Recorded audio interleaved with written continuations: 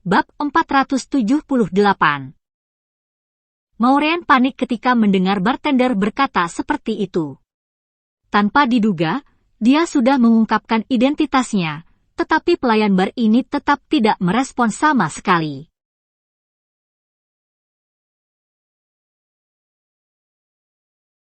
Bukannya aku tidak mau bayar. Maksud saya, bukankah Churchill Bar ini milik perusahaan Green King Bar Group? Sementara, saya pemegang saham terbesar dari Green King Bar Group. Sebagai bos, seharusnya saya punya hak untuk menggunakan beberapa botol anggur di toko saya, kan, kata Maureen. Maureen berbicara sangat lambat dan lembut, mungkin karena jarang berbicara bahasa Inggris. Sementara Jingga, yang melihat ini, berkata pada Maureen, "Maureen, kamu bosnya. Untuk apa kamu begitu sopan pada seorang pelayan?" Setelah itu, Jingga berteriak pada bartender, "Hei! Itu bosmu! Bar ini miliknya! Terserah kami mau memesan alkohol apa!" Bartender itu tertawa. "Apakah kalian berempat geng penipu dari Asia yang ingin datang untuk minum gratis?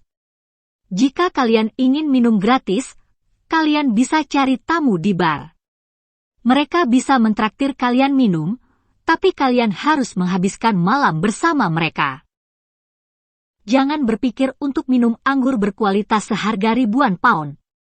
Wanita Asia seperti kalian adalah yang paling murah. Paling-paling setelah menemani tidur semalam, kalian hanya bisa minum alkohol seharga puluhan pound," cibir bartender itu. Sarkasme dan hinaan bartender membuat Jingga dan yang lainnya marah besar. Bahkan, Jingga dan Mega menggebrak meja bar dengan marah. "Apa katamu? Siapa yang mau menemani tidur? Cepat minta maaf pada kami sekarang juga." Bartender itu menyeka gelas, lalu menunjuk Maureen dan berkata sambil tersenyum, "Wanita ini yang duluan berbohong. Bar Churchill kami tidak ada hubungannya dengan Green King Bar Group. Pemilik bar kami bernama Mike Tanner." Maureen mengepalkan tangannya erat-erat. Dia merasa sangat kesal. Jika bukan karena dirinya, dia dan teman-teman kuliahnya tidak akan dihina seperti ini. Tetapi, ketika mendengar kata-kata bartender, Maureen sangat bingung. Bukankah bar ini dikuasai perusahaan grup bar? Tapi, Sean jelas-jelas mengatakan bahwa bar besar dan kecil di Inggris semuanya berada di bawah grup bar. Tanpa disangka, saat ini Jingga tiba-tiba menyahut, "Mike Tanner? Mike Tanner, Presidir Inco Corporation." Bartender itu menjawab, "Ya, Tuan Tanner yang itu. Kamu kenal dia? Dia pemuda kaya yang paling menonjol di Inggris. Sebelum berusia 30 tahun, dia sudah memiliki aset miliaran pound." Mega tiba-tiba bergumam, "Kenapa aku merasa nama ini terdengar tidak asing?" "Mike Tanner adalah suamiku," jawab Jingga. Belinda tiba-tiba tersadar, "Oh, iya. Nama suamimu Mike Tanner. Ternyata bar ini milik suamimu." Maureen sontak tercengang. Awalnya dia disebut sebagai Ratu Bar. Karenanya, dia setuju untuk membawa teman-teman kuliahnya kemari dan akan mentraktir. Namun, tidak disangka bos bar ini ternyata berubah menjadi Jingga. Jingga segera mengeluarkan ponsel dan membuat panggilan. "Halo, sayang? Aku mau tanya, apa kamu membeli Churchill Bar? Kamu benar-benar membelinya? Kenapa kamu tidak memberitahuku? Aku di Churchill Bar sekarang. Bartender di sini menghina teman-teman kuliahku. Aku ingin kamu segera memecatnya." Setelah menutup telepon, Jingga tersenyum dan berkata pada ketiganya, "Astaga. Ternyata bar ini benar-benar milikku. Hah. Semua gara-gara suamiku yang terlalu kaya. Tidak ada angin, tidak ada hujan, malah membeli sebuah bar, kilang anggur, dan sebagainya. Aku tidak tahu apa-apa."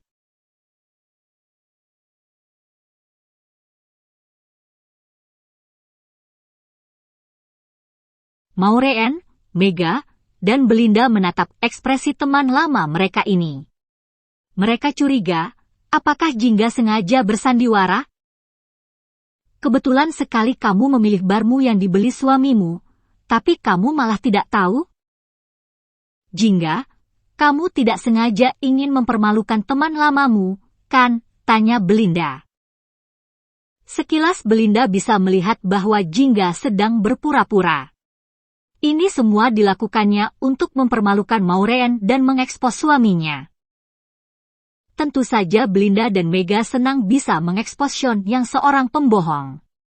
Tetapi, jika seperti ini, Maureen akan sangat malu dan terhina. Jangankan pertemanan, tapi sekarang Belinda dan Mega bekerja di Indonesia. Banyak hal yang harus bergantung pada keluarga Susetia, jadi mereka tidak mungkin menertawakan Maureen. Karena itu, Belinda juga sengaja membela Maureen. Jingga buru-buru menjawab, "Aduh, mana ada. Maureen, tolong jangan salah paham. Aku benar-benar tidak tahu kalau bar ini milikku." Sungguh? Maureen tersenyum canggung. Sudah. Tidak perlu dibahas lagi. Aku percaya padamu. Maureen tahu Jingga selalu cemburu padanya ketika masih kuliah. Dia iri karena Maureen lebih cantik darinya dan iri karena Maureen memiliki latar belakang keluarga yang lebih baik daripada dirinya. Pada saat ini, bartender tiba-tiba menjawab panggilan, kemudian segera meminta maaf pada Jingga. "Maaf, Nyonya Thunder. Saya minta maaf atas apa yang saya katakan barusan.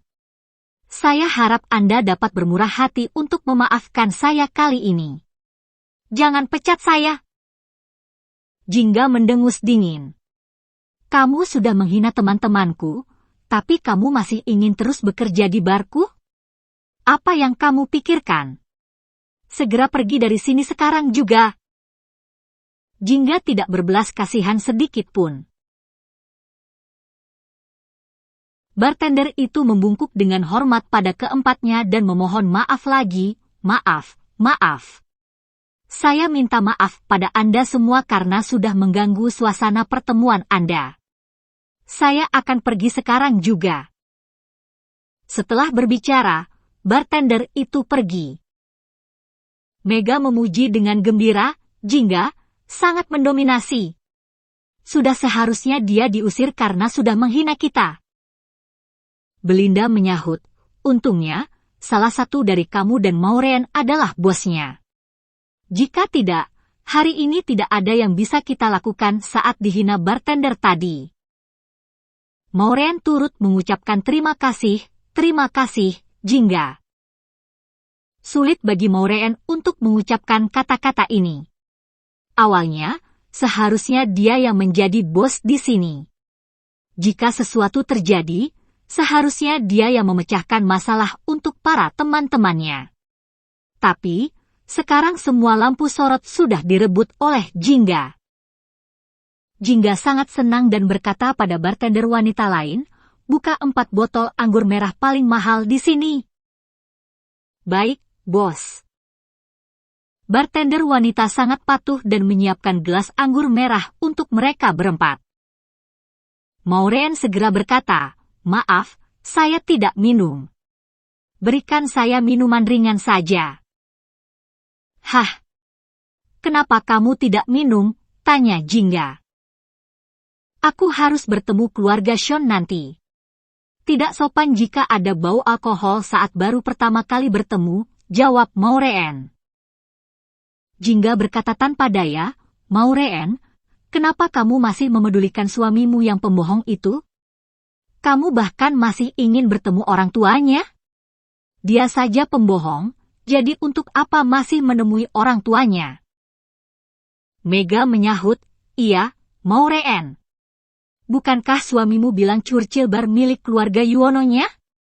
Dia juga mengatakan bahwa semua pub di Inggris milik keluarga mereka. Mereka begitu murah hati di hari pernikahan kalian dan memberi semuanya padamu. Tapi, Ketika sampai di sini, kamu baru menyadari bahwa itu sama sekali bukan milikmu. Belinda ikut menimpali, aku juga merasa Sean tidak seperti orang kaya.